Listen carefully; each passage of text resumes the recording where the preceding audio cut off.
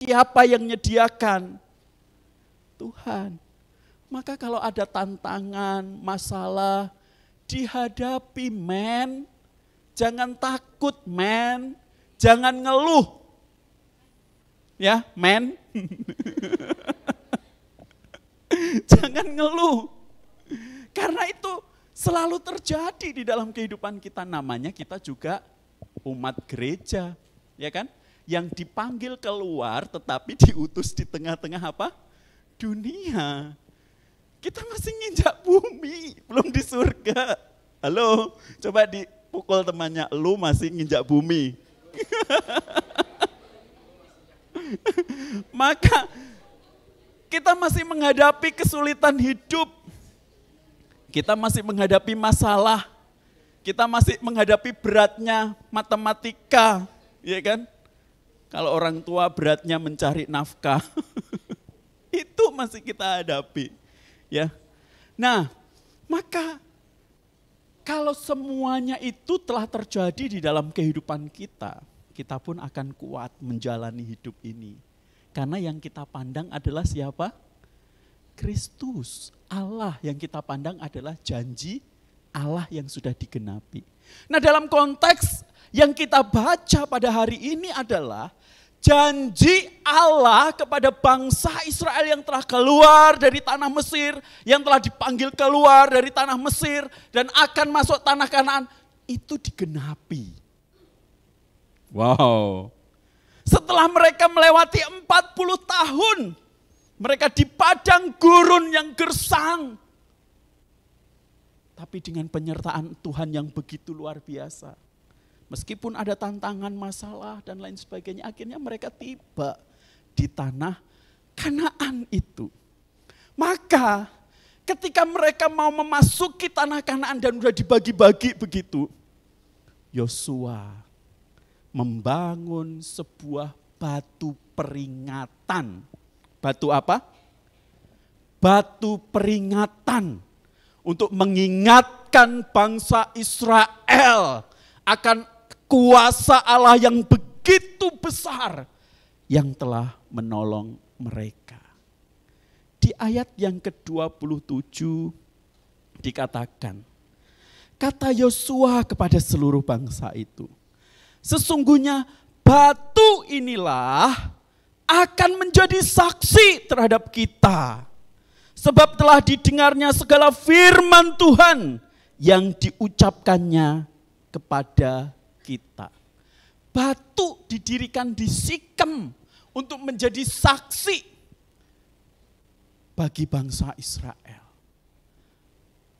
Maka saya mau katakan bagi Yosua, batu yang diletakkan di Sikem berfungsi sebagai pengingat.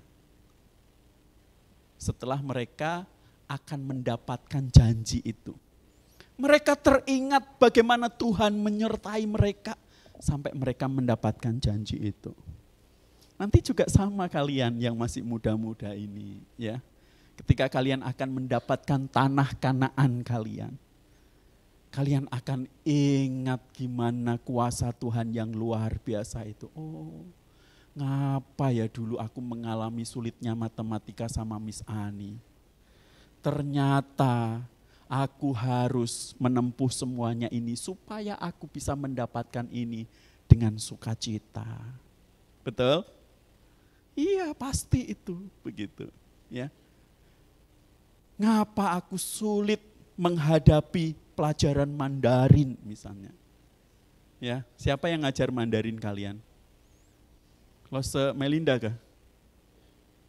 Iya. Ternyata Tuhan menghendaki supaya aku bersukacita hari ini setelah mengalami susah payah yang pernah aku lewati. Nah, yang kedua,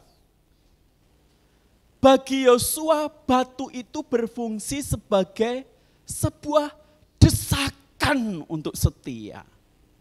Jadi bukan hanya mengingat bagaimana Tuhan menyertai mereka dalam masa-masa sulit di padang gurun, seperti yang kita alami mungkin saat hari ini. Tetapi juga batu itu mengingatkan, memberikan desakan kepada bangsa Israel yang telah mendapatkan janji penyertaan Tuhan, yang tujuannya tercapai itu untuk mereka tetap setia kepada Tuhan. Setia kepada Tuhan. Setia itu mudah untuk diucapkan, tetapi sulit untuk dilakukan dan dihidupi. Ya. Siapa yang akan berjanji mau taat dan setia? Semua pasti angkat tangan, termasuk saya, begitu kan. Tetapi ketika masalah datang, kita ngeluh, ya, kita kecewa, kita sakit hati, begitu. Ya, kita nggak bersyukur sama Tuhan, begitu. Padahal kita tahu Tuhan telah menyediakan masa depan itu kepada kita. Maka pelajaran penting yang bisa kita ambil dari kisah Yosua ini, yang menggantikan Musa, dia memahami seluruh hidupnya yang dia miliki dari kacamata, cara pikir, dan perspektif Allah. Semua yang ada di dalam hidupnya adalah milik Tuhan. Masa depannya yang akan dia capai itu juga adalah milik Tuhan. Tuhan yang merancangkan, Tuhan yang tahu jalan mana yang harus ditempuh oleh Yosua dan bangsa Israel. Tuhan juga yang tahu kalian akan menghadapi apa, menempuh jalan apa. Apakah jalan itu lurus atau berkelok-kelok, atau jalan itu terjal, batunya gede-gede, ada duri-durinya dan lain sebagainya. Tuhan tahu semuanya itu. Dan Tuhan merancangkan kepada kita demi sebuah tujuan masa depan yang indah, yang ingin Tuhan berikan kepada kita. Jadi kalau seperti ini yang kita pahami, kita akan ngeluh lagi enggak? Anak SMP? Kita akan mundur lagi enggak? Anak SMA? Kita akan menyerah enggak? Hei, anak-anak kuliah? Kita akan merasa capek, lelah, dan kemudian tidak mau tahu enggak? Halo yang para pekerja, orang tua. Tuhan telah sediakan semuanya untuk kita. Tuhanlah pemilik kehidupan kita. Tuhanlah perancang masa depan kita.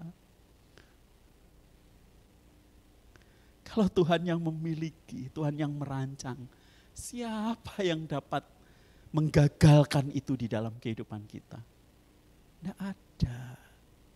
Tidak ada satupun yang dapat menggagalkan itu di dalam kehidupan kita.